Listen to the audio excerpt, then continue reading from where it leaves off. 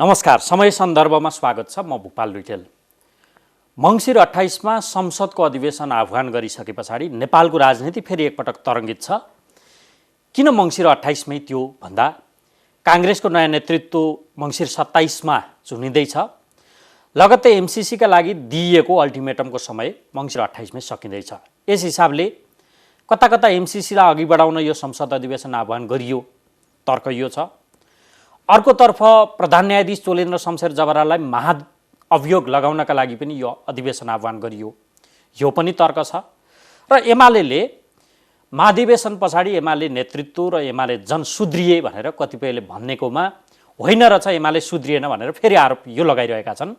किनकि एमाले अध्यक्ष केपी शर्मा ओलीले प्रश्नसँग भन्नुभएको छ, अबको संसद पनि चल्नेवाला छैन, चल्न दिन्नौँ। हाम्रो मकसद चुनाव नै हो, ताजा जनादेश बिना यो राजनीतिले निकास लिँदैन उहाँले भनिरहनु भएको छ। महाधिवेशन पछाडि किन एमाले विगतकै अवस्थामा फर्किरहेको छ, त्यो धङधङ्गी उसँग किन छ? एक यो विषय, अदालतको रैदालोको विषयमा एमालेको दृष्टिकोण के हो? के प्रधान न्यायाधीशलाई महाभियोग लगाउने नै हो? एमसीसीको मामिला र कता कता प्रधानमन्त्री शेरबहादुर देउवा, एमाले अध्यक्ष केपी शर्मा ओली र स्वयं प्रधान न्यायाधीश चोलेन्द्र शमशेर जबराकै मिलोमतोमा अब फेरि संसद भङ्ग हुन सक्छ र अर्ली इलेक्सनमा मुलुक जान सक्छ। तर्क यसरी नेपाली राजनीति बजारमा आइरहेको छ। हुन खोजिरहेको छ के एमालेका योजना के हुन्? यिनै विषयलाई केन्द्रमा राखेर एमालेका नवनिर्वाचित उपाध्यक्ष युवराज गेवालीसँग आज हामी कुराकानी गर्दैछौँ। स्वागत छ यहाँलाई। हजुर, धन्यवाद। सर्वप्रथम बधाई। धन्यवाद। ढिलो, तर फेरि पनि तपाईँ विगतकै पोजिसनलाई डिजर्भ गरेर त्यहीँ तक अन्तिममा कायम हुनुभयो। हजुर, दोस्रो पटक उपाध्यक्षमा आयो। बाटो त बन्द गरिसकेको थियो तपाईँहरूको विधान महाधिवेशनले, त्यो फेरि खुल्ला गरिदिएको कारण भाग्य त्यहाँ पनि होइन। अब विधान महाधिवेशन बाटो बन्द गरेका थिएन। एउटा पदमा दुईचोटि भन्दा बढी होइन, दुई भन्दा बढी तीन पटक नपाइने थियो। अब मेरो अन्तिम हो। अन्तिम उपाध्यक्षमा अन्तिम हो। करिब अब 70 वर्षको उमेरको कारणले हजुर यसरी भन्ने हो भनेदेखि चाहिँ अब सक्रिय राजनीतिको अब 5 वर्ष बाहेक त्यसपछि चाहिँ अब सक्रिय राजनीतिबाट बिदा लिने अवस्था आउँछ विधान बमोजिम। तर म तपाईँहरूलाई सम्झिन्छु है, तपाईँको त एउटा कालखण्ड मास्टरी त्यागेर राजनीतिमा लागेको व्यक्तिहरू होइन, एउटा राजनीतिको त्यो पोस्ट कार्यकारीमै पुग्ने चाहना त हुँदो नि होइन? अब त्यो त हुन्थ्यो, तर परिस्थिति चाहिँ अब त्यो पहिलो नम्बरमा पुग्ने चाहिँ परिस्थिति चाहिँ बनिरहेको छैन। समकालीनहरूमा आफू अयोग्य जस्तो लाग्छ त्यो? होइन, अयोग्य भन्नुभन्दा पनि चाहिँ आफूभन्दा बलशालीहरू अथवा योग्यहरू निस्के भन्ने होइन। अयोग्य त को योग्य को अयोग्य त्यो त अब देखिरहेछ। खास गरिकन परिस्थिति कस्तो बन्छ त्यसमा भर पर्दो रहेछ कि। जस्तै भन्नुहोस्, परिस्थितिले मलाई अब 2 पटकसम्म उपाध्यक्ष बनाउनेसम्म ठाउँमा ल्यायो। परिस्थितिले अब 5 वर्षभन्दा अगाडि सक्रिय राजनीति गर्न नमिल्ने विधानले व्यवस्था गरेका छ। त्यो त परिवर्तन हुन सक्छ नि, व्यक्ति केन्द्रित विधान न बन्या छ पार्टी। विधान परिवर्तन भयो भनेदेखि त अब बाटो खुल्ला होइन। विधानै परिवर्तन भयो भने बाटो खुल्ला। तर मेरो आफ्नो पनि विश्लेषण के छ भने, मेरो आफ्नो व्यक्तिगत सोचाइ, धेरै पुरानो अब वृद्ध भइसकेपछि सक्रिय राजनीतिबाट हामीले अलिकति बदल्नुपर्छ, नयाँलाई दिनुपर्छ। विषयमै लिनु उपयुक्त हो। अब गाइडलाइन दिने गाइडलाइन दिने, विचार दिन सकिन्छ। विचार दिन त कसैले रोक्दैन होइन। सक्रियतालाई अलिकति कम सक्रिय सहयोगी भूमिका हुन्छ। सहयोगी भूमिका हुन्छ। सक्रिय भूमिकामा चाहिँ नयाँ मान्छेहरूलाई ल्याउनुपर्छ, युवाहरूलाई ल्याउनुपर्छ। नयाँ युगको नेतृत्व गर्नुको लागि चाहिँ व्यक्ति पनि नयाँ आउनुपर्छ कि होइन। जतिसुकै भए पनि, जतिसुकै अनुभव भए पनि चाहिँ उमेर आफैमा एउटा जैविक कुरा हो कि, यो वैज्ञानिक कुरा हो। तपाईँ जति उमेर तपाईँको बढ्दै जान्छ, बुढो हुँदै जानुहुन्छ, त्यति नै तपाईँका कतिपय अङ्ग प्रत्यङ्गहरूले चाहिँ ती निष्क्रिय बन्दै जान्छन्। भावना तपाईँको बलियो होला होइन, भावना बलियो होला, विचार दृष्टिकोण पनि राम्रो होला, तर तपाईँलाई त्यो अनुसार, तपाईँको भावना अनुसार, तपाईँको विचार अनुसारको तपाईँको स्पिरिट, सम्पूर्ण काम क्रियाकलापहरू चाहिँ समय सापेक्ष त्यो मिल्न सक्दैन, त्यसले म्याच गर्दैन। मेरो विश्लेषण म्याच गर्दैन, किनकि चाहिँ जमाना धेरै तीव्र रूपमा अगाडि बढेको छ। त्यही अनुसार नयाँ पुस्ताहरू अगाडि आइरहेछ। त्यो नयाँ पुस्तालाई चाहिँ हामीले राइज गराउनुपर्छ। नयाँ युगको जिम्मा नयाँ पुस्तालाई दिनुपर्छ भन्ने चाहिँ मेरो आफ्नो मान्यता भएको हुनाले चाहिँ अब परिस्थिति यहाँसम्म आइपुग्दा अब अगाडि उही सहयोगी भूमिकाको रूपमा रहने, अब बाँकी 5 वर्षसम्म त्यसमा खास असन्तोक हुन्छ जस्तो लाग्दैन जिसमा।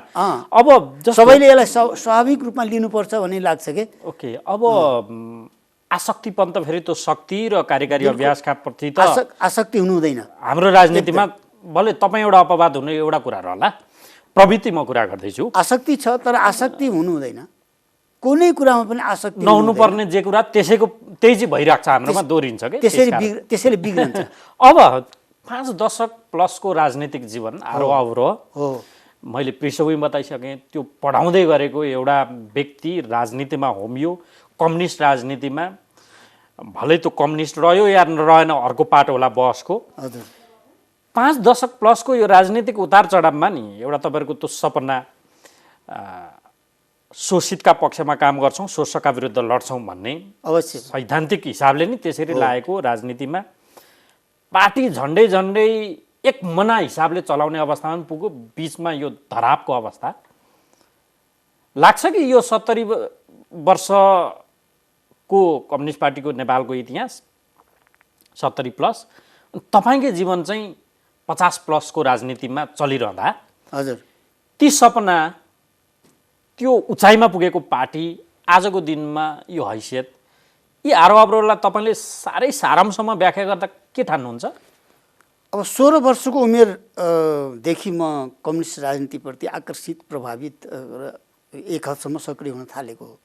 कक्षा 10 मा पढ्दादेखि त्यति बेला चाहिँ जो वास्तवमा कम्युनिस्ट विचार भनेको चाहिँ एउटा शोषित वर्गको पक्षमा, श्रमजीवी वर्गको पक्षमा, श्रमजीवी जनताको मुक्तिको लागि चाहिँ मार्गदर्शन गर्ने एउटा सिद्धान्त हो, विचार हो भन्ने मैले 16 वर्षको उमेरमा नै त्यो बुझेँ।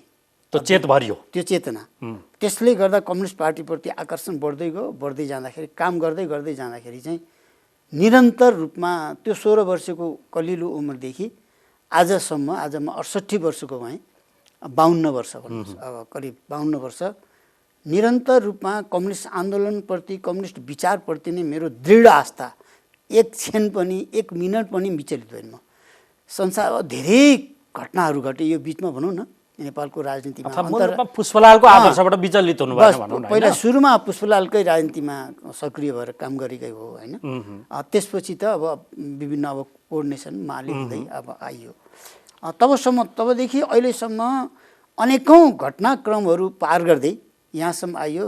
तब पनि मलाई के लाग्छ भनेदेखि चाहिँ मार्क्सवाद एउटा सबभन्दा उन्नत वैज्ञानिक सिद्धान्त हो। मेरो रिडिङमा संसारका तमाम सिद्धान्तहरूमध्ये मार्क्सवाद सबभन्दा एडभान्स सिद्धान्त हो। र मेरो विचारमा अब हुन त अरू पनि कसैले भन्लान्, यति एडभान्स सिद्धान्त विचार चाहिँ आजसम्म संसारमा निक्लेको छैन, जन्मेको छैन। अरू विभिन्न खालका वैज्ञानिकहरू, विद्वानहरूको त ठुलो पङ्क्ति छ, तर समाज विकासको सन्दर्भमा हेर्ने हो भने मार्क्सले समाजलाई जुन दिशामा अगाडि बढाउन खोजेका थिए त्यो किसिमको चाहिँ विकसित विचार, अग्रगामी विचार, वैज्ञानिक विचार संसारमा आजसम्म जन्मेको छैन। यसलाई च्यालेन्ज गरेर अर्को हुन्छ नि। तर राजपाटमा पुग्ने अवस्थामा तपाईँहरू पुग्दा, हजुर, यो 52 वर्षको तपाईँको राजनीतिक जीवनका आरोह अवरोहमा अब काङ्ग्रेस पटक पटक सत्तामा पुग्यो, बिगारो भन्छ। सङ्ख्या हेर्ने भने झन्डै त्यति सङ्ख्यामा कम्युनिस्ट पनि पुगिसक्यो नेपालमा। पुग्यो अलि धेरै होइन, अब धेरै भइसक्यो, बढी पनि हुने अवस्था। अहिले नेकपा एमाले संसदमा सबभन्दा ठुलो पार्टी। तपाईँले उन्न ठानेको त्यो मार्क्सवाद अभ्यास गर्ने ठाउँमा राजपाटमा पुगे पछाडि चाहिँ त्यो कङ्ग्रेस भन्दा पनि तल्लो स्तरमा पुगेर गनाउने, दुर्गन्धित हुने अवस्था किन पुग्यो? तर संसारमा के छ भन्नुहुन्छ भने तपाईँले एउटा राम्रो प्रश्न उठाउनु हो। यहाँ नेपालमा मात्र होइन, संसारको इतिहासमा यति राम्रो सिद्धान्त, यति उन्नत सिद्धान्त हुँदाहुँदै पनि फेरि पनि त्यसलाई लागू गर्ने त मान्छेले हो होइन। अब त्यो कस्तो मान्छेको हातमा पर्यो त्यो अनुसार हुँदो रहेछ। हेर्नुहोस्, अब राम्रो व्यक्ति, राम्रो नेता, राम्रो कार्यकर्ता, राम्रो पार्टीको हातमा पर्यो भनेदेखि त्यसले समाजलाई धेरै ठुलो परिवर्तन गर्दो रहेछ होइन। खराब मान्छेको हातमा पर्यो भनेदेखि चाहिँ यसले एउटा ठुलो नकारात्मक अवस्था पनि ल्याउँदो रहेछ। हामी रुसको घटना हेर्छौँ, चीनको हेर्छौँ, संसार अरू हाम्रै चाहिँ के हो? हाम्रै देशको इतिहास हाम्रा नि खराबको हातमा पुगेको रहेछ। अब हाम्रो देशमा पनि त्यो हेर्छौँ। त्यसो भएर खराबको हातमा पुगेको छ भन्दा पनि यसलाई मार्क्सवादलाई कार्यान्वयन गर्ने सन्दर्भमा, व्यवहारमा लागू गर्ने सन्दर्भमा धेरै ठुला समस्याहरू देखा पर्ने रहेछन् र त्यसमा पनि सत्तामा पुगिसकेपछि एकअर्कालाई खुइल्याउने सक्ने सत्तामा पुगिसकेपछि चाहिँ के हुँदो रहेछ भन्दाखेरि चाहिँ त्यो सत्ताको स्वार्थले चाहिँ बढ्ता बसीभूत हुने रहेछ मान्छे। त्यसले गर्दाखेरि चाहिँ मार्क्सवादी सिद्धान्तलाई बिर्सने, लक्ष्य उद्देश्यलाई बिर्सने एक खालको समस्या आज नेपालको राजनीतिमा, संसारकै राजनीतिमा त्यो देखियो। र विभिन्न नेताहरूले लेख्नु पनि भएको छ कि सत्तामा पुगेपछि झन् ठुलो कठिनाइ हुन्छ, झन् ठुलो चुनौती हुन्छ, कम्युनिस्टको आदर्श मूल्य मान्यताबाट उनीहरूलाई जोगाउन धेरै कठिन हुन्छ भनेर धेरै नेताहरूले लेख्नु भएको छ। त्यसो भए त्यो वास्तवमा सही हो, किन सत्ता भनेको चाहिँ त्यहाँ त्यो सत्तालाई उपभोग गर्दाखेरि मान्छेले आफ्नो निजी स्वार्थ, निजी महत्त्वाकांक्षा पुरा गर्ने दिशातर्फ, सत्ताको दुरुपयोग गर्ने दिशातर्फ मान्छे उन्मुख हुँदो रहेछ। सत्ता र शक्तिको पाएको बेलामा पनि मान्छे कम्युनिस्ट रहिरहनु चाहिँ एउटा ठुलो चुनौतीपूर्ण कुरा रहेछ। यदि त्यसमा जोगिन सक्यो, बच्न सक्यो र तब पनि ऊ निष्ठापूर्वक एउटा निस्वार्थ ढङ्गले देश र जनताको हितको पक्षमा लाग्यो भनेदेखि साँच्चै कार्ल मार्क्सले कल्पना गरेको जुन वैज्ञानिक समाजवाद हो त्यो असम्भव चिज होइन। फेरि त्यो सुदूर भविष्यको कुरा हो हाम्रो जस्तो देशमा। असम्भव होइन, त्यो सम्भव हो। किनकि समाज त आखिर अगाडि नै बढिरहेछ नि। संसारको दुनियाँ अहिले तपाईँ हेर्नु हो भनेदेखि जतिसुकै रोक्न खोजे पनि, जतिसुकै चाहिँ अवरोधहरू भए तापनि समाज निरन्तर गतिशील छ, निरन्तर अगाडि जान्छ, त्यो पछाडि फर्किन्न होइन। अब राणा शासन आउँदैन नेपालमा, अब चाहिँ पञ्चायती व्यवस्था फेरि आउँदैन फर्केर, अब फेरि राजतन्त्र ल्याउँछौँ भन्छन्, त्यो फर्केर आउँदैन सक्छ अरे त्यो त एउटा कल्पनाको कुरा हो, त्यो सम्भव छैन। समाज अगाडि बढ्छ। त्यही एजेन्डा लिने त अहिले महाधिवेशन गरिरहेछ त राप्रपा होइन, त्यो त आफ्ना विचार विभिन्न सङ्घ संस्था जन्मेका छन्। हेर्नुहोस् त्यहाँ त्यो त हिन्दुत्व फर्काउँछौँ, राजतन्त्र लाग्न त सबै पक्षहरू, सबै विचारहरू लागिरहेछन्। तर वास्तवमा चाहिँ भविष्य चाहिँ के भन्दाखेरि गतिशीलता। फेरि शङ्का के गर्छन् यहाँको पार्टी अध्यक्षसँग सुरमा सुर मिलो कमल थापाको भनेर त्यो व्यवस्थाको वकालत गर्ने र गणतन्त्रको अभ्यासकर्ता बीच तालमेल मिलो, स्वरमा स्वर मिलो, सुर मिलो, सबै पो मिलिरहेछ भनेर शङ्का फेरि यहाँकै पार्टी अध्यक्षमाथि गरिरहेछ। शङ्का गर्ने कुरा एउटा कुरा हो। कतिपय विषयमा के हुन्छ भने नि, कतिपय इस्युमा अब सबै इस्युमा भिन्नता हुँदैन कि, कतिपय इस्युमा मिल्न पनि सक्छ, तर त्यो त आधारभूत रूपमा भिन्नता छ होइन। एक नेकपा एमाले र राष्ट्रिय प्रजातन्त्र पार्टीमा त ठुलो भिन्नता छ, दर्शनमा, सिद्धान्तमा, हिन्दुत्वको मुद्दा एमालेले अब बोक्दिँदैछ भन्ने मान्छेहरूको आशंका किन भन्दा सर्वथा हेर्नुहोस्, यो हेर्नु न, जलरीको कुरा आउँछ। पशुपतिको पूजापाठ गर्नुभएको अध्यक्षले उता राम मन्दिर बोकेर हिँड्नुभयो चितवनतिर, या हो कतिपय घटनाक्रम उदाहरण दिँदै त्यसलाई तथ्यको रूपमा मानिसहरू पेश गर्दैछन्। त यसलाई कसरी हेर्नुपर्छ भनेदेखि चाहिँ हामी कम्युनिस्टहरू कुनै पनि आस्था, निष्ठा, कुनै पनि धर्मलाई चाहिँ हामी निषेध गर्ने, जबरजस्ती त्यसलाई दमन गर्ने पक्षमा हामी छैनौँ।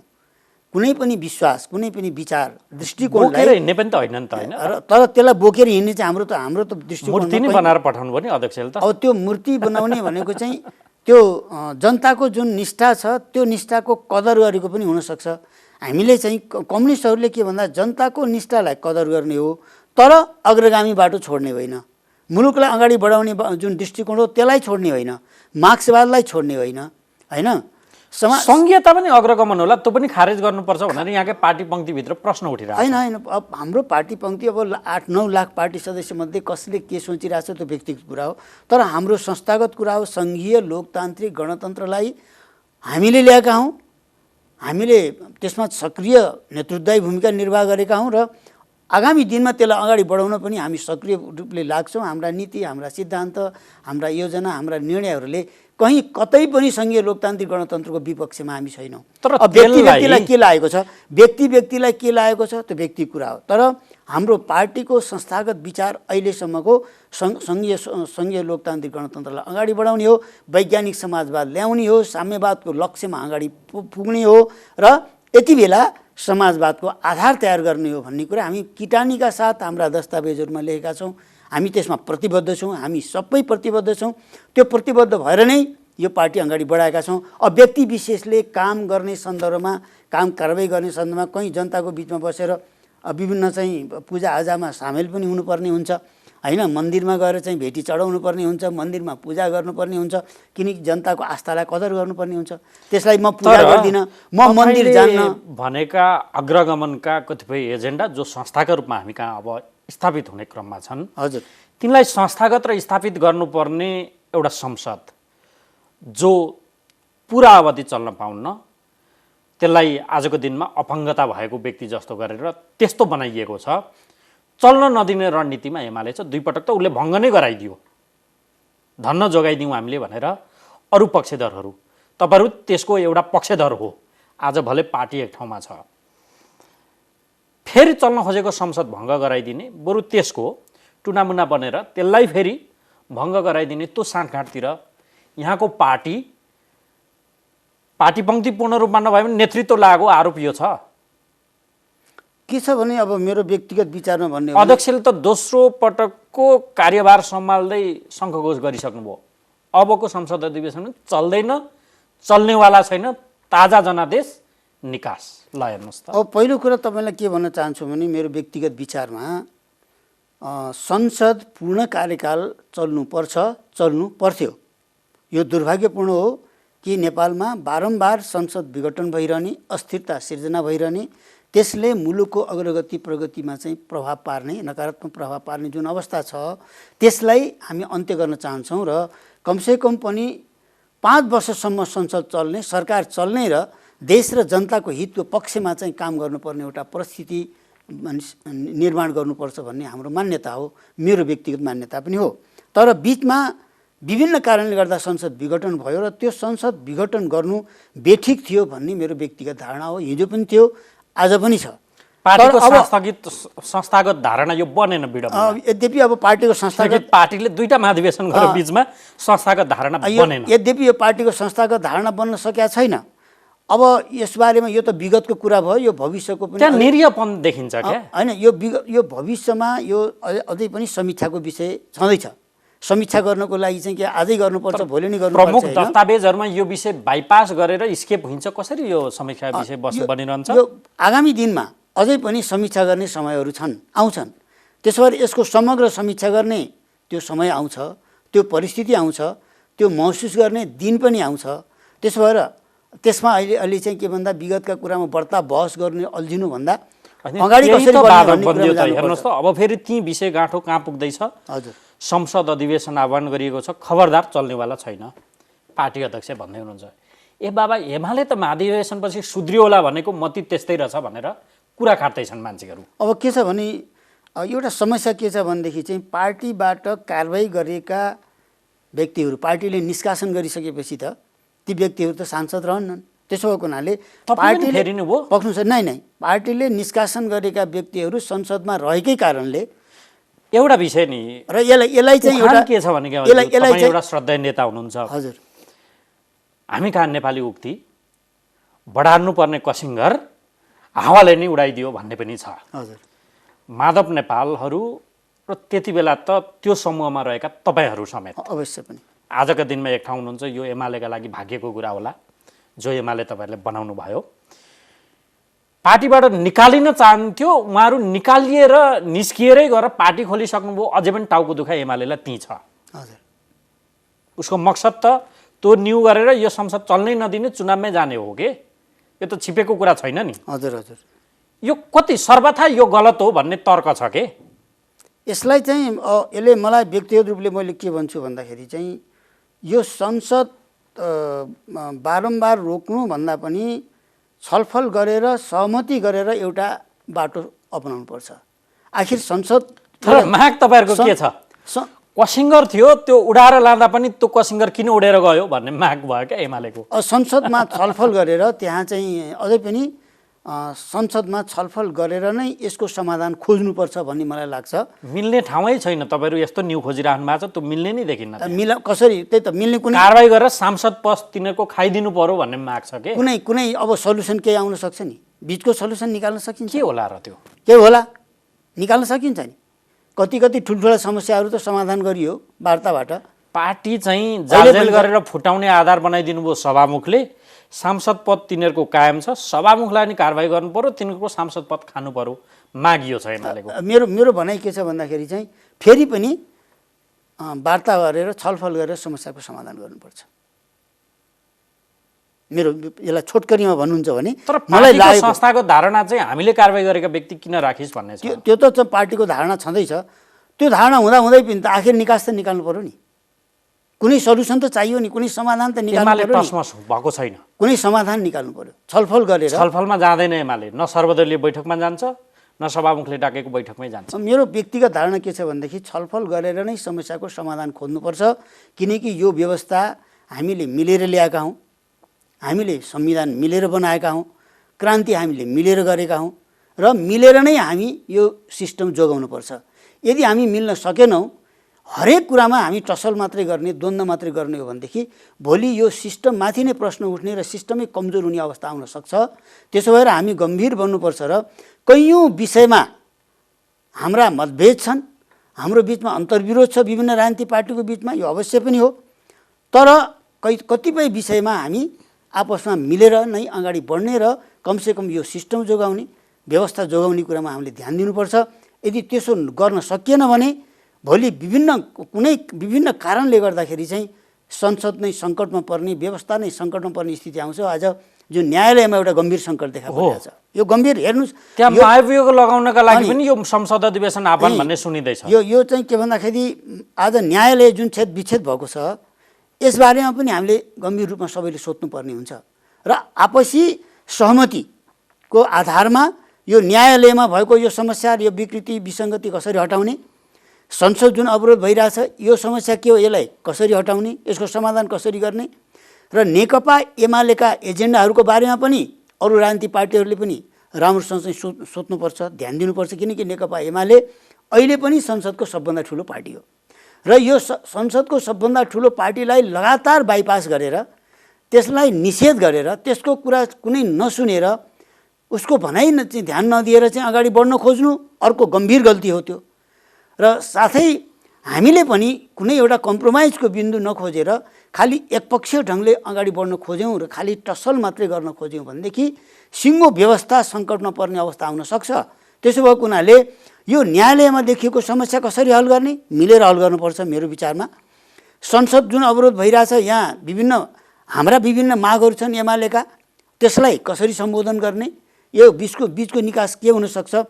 म समग्रमा के भन्नु चाहन्छु भन्दाखेरि मुलुकमा देखा परेको समस्या जति छन् त्यो हल गर्नको लागि चाहिँ अहिले पनि देशका लोकतान्त्रिक पार्टीहरूको बिचमा कुनै न कुनै विषयमा कुनै बिन्दुमा सहमतिको पनि आवश्यकता छ।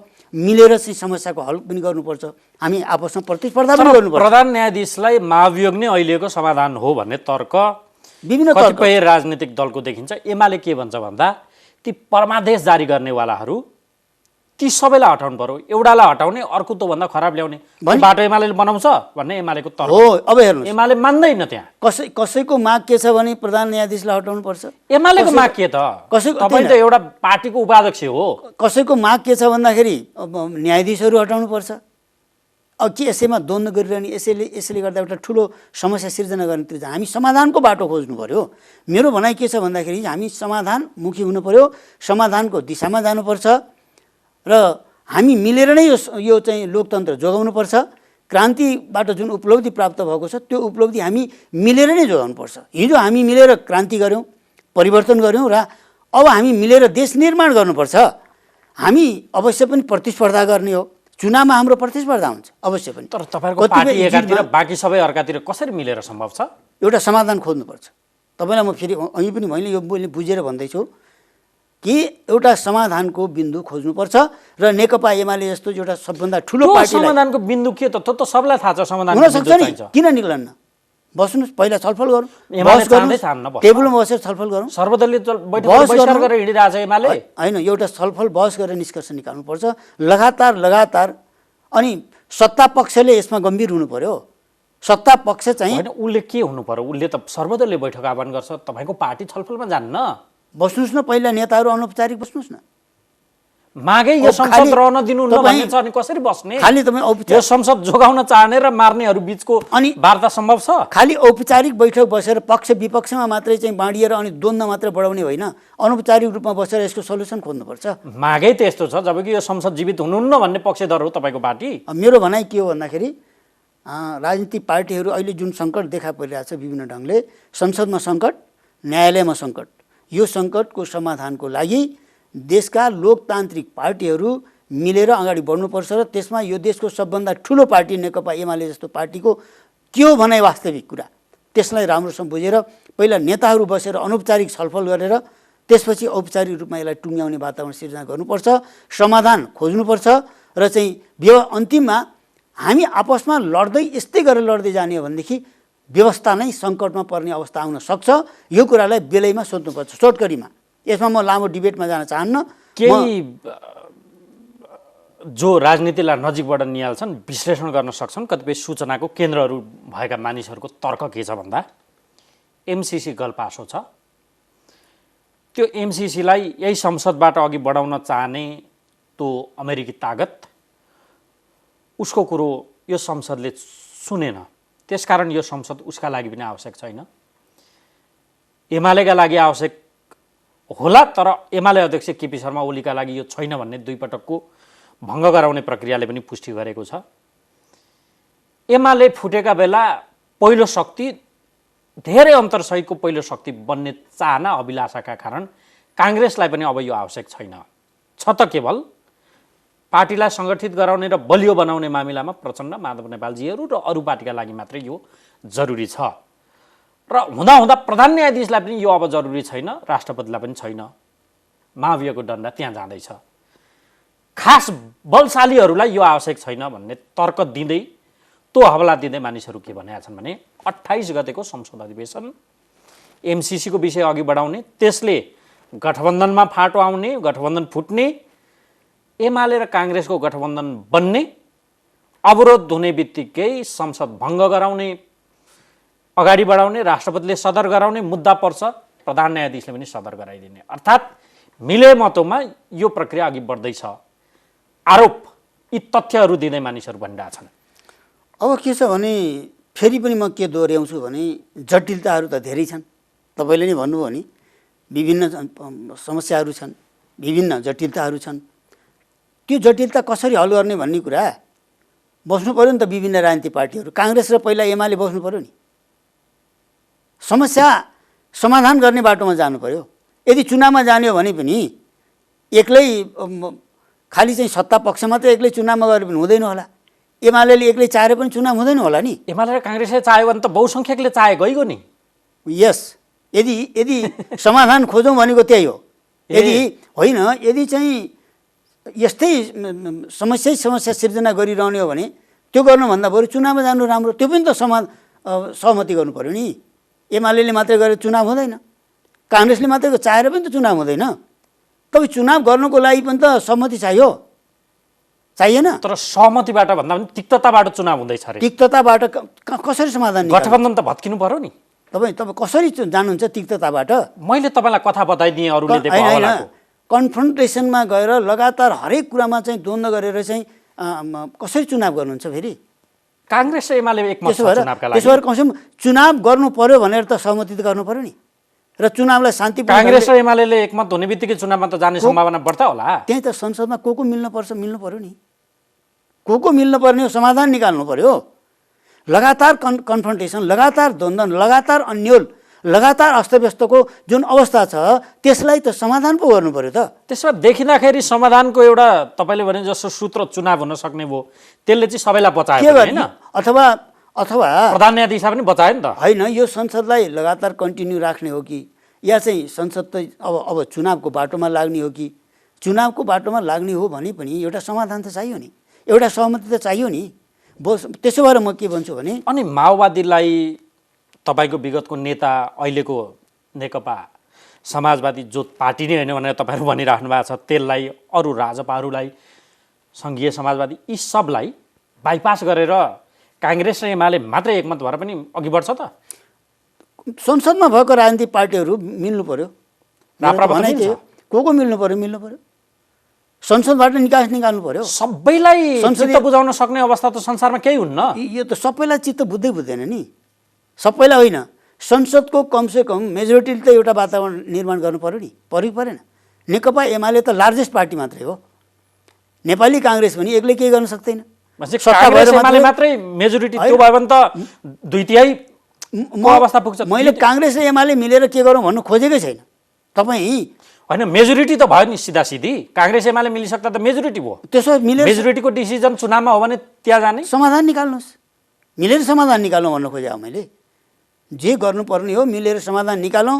र हामीले चाहिँ के भन्दाखेरि सधैँभरि मुलुकलाई अन्योलतामा राख्ने काम कसैले नगरौँ भन्ने मेरो भनाइ हो।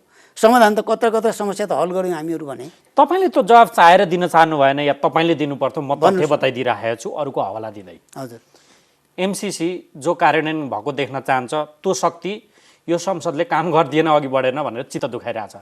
त्यसका लागि त यो संसद कामै लागेन। अल्टिमेटम दिएको छ नि त 28 को, त्यहाँ पनि हुनेवाला देखिन्न। एउटा वारपारको समयावधि त्यो हुन सक्ला। काङ्ग्रेस एमालेको मनसाय, एमालेको त प्रश्नसँगै छ। एमालेको भन्दा नि एमाले अध्यक्षको भएपछि एमालेको पनि भइहाल्यो। त्यो त दपेटिएर पनि भइरहेको देखिएको छ। स्वाभाविक। प्रधान न्यायाधीशको पनि उहाँलाई त थ्रेट छ यो संसद। अब राष्ट्रपतिलाई त्यस्तै होला। बलशालीहरू एकतिर देखिन्छ। ए बाबा, यो एमसिसी भनिरहेछ नि। एमसिसी त होइन, एमसिसी मात्रै आएन क्या, यहाँ त कुरो कसरी लिएर आयो भने नि एमसिसी जोडियो, प्रधान न्यायाधीश जोडियो, प्रधानमन्त्री जोडिनु भयो, प्रमुख ठुलो दलको अध्यक्ष जोडिनु भयो, राष्ट्रपति जोडिनु भयो। हेर्नुहोस् त यो। अनि एमसिसी हाम्रो देशको उन्नति, प्रगति, समुन्नतिको लागि, जनतालाई समृद्ध बनाउनलाई, देशलाई समृद्ध बनाउनुको लागि एमसिसी हामीले ल्याउनु खोजिरहेछौँ होइन। तर यहाँ के भइरहेछ भने त्यही एमसिसी एउटा राजनीतिक एजेन्डा जस्तो बनिरहेछ र त्यो एमसिसीले गर्दा मुलुकको राजनीति अनि लथालिङ्ग हुने, अस्तव्यस्त हुने स्थिति सृजना हुँदैछ भने के कुनै देशको सहयोग तपाईँ हामी लिन्छौँ र अनि देशका राजनीतिक पार्टीहरूलाई विभाजित गर्न, देश विभाजित गर्न, जनता विभाजित गर्नलाई एमसिसी हो कि जनताको विकासको लागि एमसिसी हो? यहाँ त कस्तो भइरहेछ भने नेपालको राजनीति एजेन्डामा एमसिसी मिसाइदिएको छ।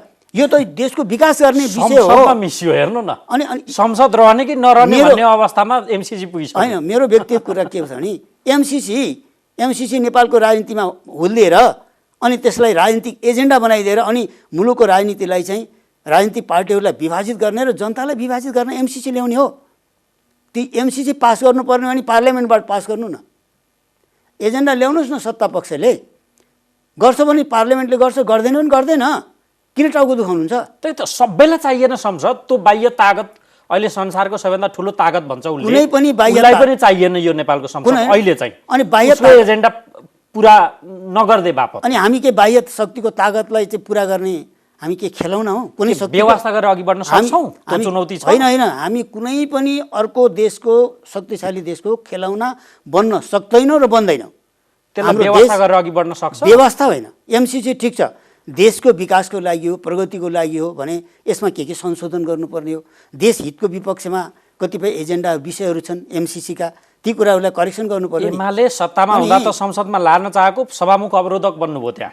होइन, हामी त त्यति बेला नेकपाको समयमा हामीले कार्यदल बनाएका थियौँ, झलनाथ खनालको नेतृत्वमा। त्यो कार्यदलले चाहिँ के भन्दाखेरि संशोधन गरेर मात्रै पास गर्नुपर्छ। पार्टी फुटे पछाडि पनि प्रधानमन्त्रीले त लान चाहेको सभामुख रोक्दिनु। एमसिसी भित्र रहेका कतिपय नकारात्मक कुराहरू, राष्ट्रहितको विपक्षमा रहेका कुराहरू, विषयवस्तुहरू दुनियाँले उठाइरहेछन्, तथ्यसहित प्रमाणसहित उठाइरहेछन्। त्यो कुराको चाहिँ कि त अमेरिका सरकारले त्यसलाई संशोधन गर्नु पर्यो। गर्दिन भन त उसले। गर्दिन भने हुँदैन त। अनि यो हुँदैन भने यो संसद रहन्न, उसको लगभग त्यही नै होला। अनि एमसिसी पास गरे संसद र एमसिसी के मतलब हो त? त्यसरी गिजोल्न पाइन्छ? कुनै अर्को देशले केही एउटा एजेन्डा ल्याइदिन्छ या कुनै सहयोग दिन्छ, हाम्रो देशलाई मिलाउनको लागि, हाम्रो देशको विकास र प्रगतिको लागि एमसिसी कि अनि देशका जनता भाड्नलाई एमसिसी? अनि हामी त्यसैमा मिसिएर यहाँ हेर्नु न, त्यहाँ मिसियो कसरी नि? त्यो बाह्य सबैभन्दा ठुलो ताकतलाई यो संसद चाहियो। यो टाउको यसरी प्रधान न्यायाधीशलाई चाहिएन, किनकि उहाँलाई थ्रेट छ यो तरबार बन्ने हो कि भन्ने डर। एमसिसीलाई, राष्ट्रपतिलाई त्यही छ। त्यसलाई अध्यक्ष, तपाईँको पार्टी अध्यक्ष र सभापतिलाई, काङ्ग्रेस सभापति वा प्रधानमन्त्रीलाई त्यही छ। संसद किन त? यो एमसिसीलाई यसरी राजनीतिसँग मिसाएर ल्याउनु बिल्कुलै गलत कुरा हो। यो उपयुक्त छ भनेदेखि छलफल गर्नु, पास गर्नु, ल्याउनु, सरकारले नै म त सोध्दैछु मङ्सिर 28 पछाडि संसद भङ्ग भएर मुलुक चुनावमा जान्छ, समाधान त्यही हो त? म त यो सोध्दैछु तपाईँलाई। समाधान के हो त? बसेर निकाल्नु पर्यो। मैले अहिले भनेर समाधान हुन्छ? एउटा पार्टी हेर्नुहोस्, एउटा पार्टीले मात्रै भनेर मागै त्यही छ नि तपाईँको पार्टीको त, संसद भङ्ग। एउटा पार्टीले मात्रै भनेर पनि हुँदैन, एउटा पार्टीले मात्रै भनेर हुन्छ? सबै बिच टुनामुना मिलो, मिलाएर जानुपर्छ। मेरो त भनाइ के छ भनेदेखि हरेक विषयमा चाहिँ हामी कन्फ्रन्टेसन 100% सहमत त काहीँ नै छैन, 100% हुँदैन। बहुमतले गर्ने निर्णय मानेर जाने। कमसेकम पार्लियामेन्टको बहुमतले त यो गर्ने भनेर चाहिँ स्वीकार त गर्नु पर्यो। कुनै सल्युसन त निकाल्नु पर्यो नि, समाधान निकाल्नु पर्यो नि। न्यायालयको समस्या कसरी हल गर्ने बस्नु परेन? छलफल गरेन, मिलेर समाधान गर्नु परेन? समस्या सिर्जना गर्ने हो कि समस्या हल गर्ने हो? त्यो पार्टी त्यो नेता समस्याको हल भनेकै चुनाव हो भनेर तपाईँको पार्टी अध्यक्ष भन्दै हुनुहुन्छ। चुनाव नै हो भने पनि खालि हामीले मात्रै चाहेर त चुनाव हुँदैन। हुन्छ, कम्तीमा काङ्ग्रेस मिल्नु पर्यो। कम्तीमा हो, यो त यो काङ्ग्रेस र एमाले मात्रै मिल्ने होइन, सबै मिल्नु पर्यो। होइन सबै त हुँदै हुन्न, हुँदैन भने कमसेकम बहुमत हुनु पर्यो नि। कम्तीमा काङ्ग्रेस एमाले मिल्यो भने हुनसक्छ, बहुमत हुनु पर्यो। त्यस बेला पनि त मिल्न त पर्यो आखिर। त्यो सम्भावना छ काङ्ग्रेस बिच, काङ्ग्रेस र एमालेको गठबन्धन भन्ने? म के भन्छु भन्दाखेरि आज जुन समस्या देशमा उत्पन्न भएको छ, यो समस्या कतिपय साझा समस्या छन्। होइन तपाईँ के भन्नुहुन्छ भने तपाईँबाट के जवाफ चाहिरहेको छु भने तपाईँ पार्टीको उपाध्यक्ष भएको हिसाबले काङ्ग्रेस एमाले मिल्न सक्ने सम्भावना छ कि छैन म त सोध्दैछु। मिल्न त काङ्ग्रेस र कम्युनिस्ट कसरी मिल्छन् र?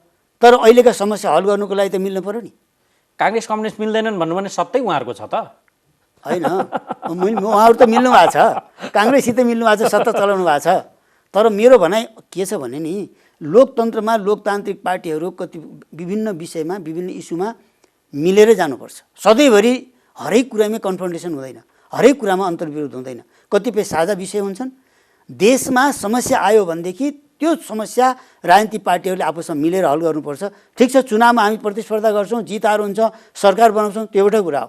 तर कैयौँ यस्ता समस्याहरू हुन्छन्, राष्ट्रिय इस्युहरू हुन्छन्, त्यसमा लोकतान्त्रिक पार्टीहरू आगामी दिनमा पनि धेरै पछिसम्म पनि मिलेर अगाडि बढ्नुपर्छ भन्ने कुरा यो सबै पार्टीहरूले ख्याल गर्नु पर्यो। खालि आग्रह र पूर्वाग्रह, यो पार्टी त्यो पार्टी, तँलाई सिद्ध्याउँछु उसलाई सिद्ध्याउँछु भनेर यसरी मुलुक चल्दैन। त्यो त जगजाहेर कुरा छ। मेरो कुरा बुझ्नुहोस् न, त्यो त जगजाहेर कुरा छ। मेरो कुरा मेरो भावना त बुझ्नु हो नि, मेरो दृष्टिकोण हो कि हो। तपाईँको पार्टीको दृष्टिकोण के हुन्छ भन्ने चाहिँ मेरो प्रश्न हो कि पार्टीको पनि त नमिलेर यसै भद्रगोल सिर्जना गर्ने त पार्टीको दृष्टिकोण हुँदैन नि। दबाब त तपाईँको नि पर्छ नि त्यहाँ, प्रेसर त्यही भएर सोध्दैछु त। अनि प्रेसर त एमालेलाई बोलाउनु पर्यो नि, एमालेसित सरसल्लाह गर्नु पर्यो। सल्लाह गर्दा बैठक बसौँ भन्दा सर्वपक्ष जानै मान्दैन, त्यही भएर न यो प्रश्न छ। पहिला अनौपचारिक छलफल गर्नुहोस्। अनौपचारिक छलफल त्यही बिन्दुबाट बिग्रिन्छ कि यो संसद मासौँ भनेर एमाले प्रस्ताव राख्छ, अर्को पक्ष त यो जोगाउन लडाइँ लडेको तपाईँहरूसँग कहिलेसम्म लडाइँले यस्तै गरिरहनु त? अब बाँकी अवधि होला नि त, कहिलेसम्म? 1 वर्ष बढीमा। यस्तै त कुनै समाधान छैन, हाम्रो बहुमत छैन, हाम्रो बहुमत छैन नि। त्यसो भए विकल्प चाहिँ यसलाई गाँठो। तपाईँलाई छोटकरीमा म के भन्छु नि, यसलाई लामो म छलफल गर्न चाहन्न। छोटकरीमा म के भन्छु भन्दाखेरि हामी चाहिँ हाम्रो आफ्नो, हामी कम्युनिस्ट हौँ, हाम्रो पार्टी चाहिँ हामीले जोगाउने, हाम्रो पार्टीलाई अगाडि बढाउने, आउने चुनावमा बहुमत ल्याउने गरी नै हामी सम्पूर्ण काम क्रियाकलाप गतिविधि अगाडि बढाउँछौँ, होइन? तर कतिपय राष्ट्रिय इस्युहरू हुन्छन्, कतिपय समस्याहरू हुन्छन्, त्यो लोकतन्त्रमाथि समस्या आउँछ, देशमा सङ्कट आउँछ, समस्या आउँछ भने ती समस्याहरू विभिन्न पार्टीहरूसित मिलेर समस्या हल गर्नेतिर पनि हामी जान्छौँ। हामीले गरेका छौँ, विगतमा धेरै पटक यस्तो काम गरेका छौँ र फेरि पनि हामी त्यो गर्छौँ। तर सङ्केत नि त्यो महाधिवेशनबाट नेतृत्व त आयो, धङधङ्गी त्यही छ। खबरदार 28 गते कसरी चल्छ संसद भन्नुभयो त अध्यक्ष। त्यसो भए त बोलाएर सल्लाह गर्नु पर्यो नि, समाधान निकाल्नु। त्यहीँ आयो कुरा त्यो। यो चाहिँ अब छलफल नगरिकन यो समस्या हल हुँदैन। हवस्, यो तपाईँको महत्त्वपूर्ण समय संवादका लागि धन्यवाद। धन्यवाद। र आदरणीय दर्शकहरू, कार्यक्रमको निर्धारित समय सकियो। आज हामीले नेकपा एमालेका उपाध्यक्ष युवराज गेवालीसँग समसामयिक राजनीतिलाई केन्द्रमा राखेर संवाद गऱ्यौँ। अर्को अङ्कमा फेरि तपाईँ हाम्रो भेट हुने नै छ। हामीलाई आजलाई बिदा दिनुहोस्। नमस्कार।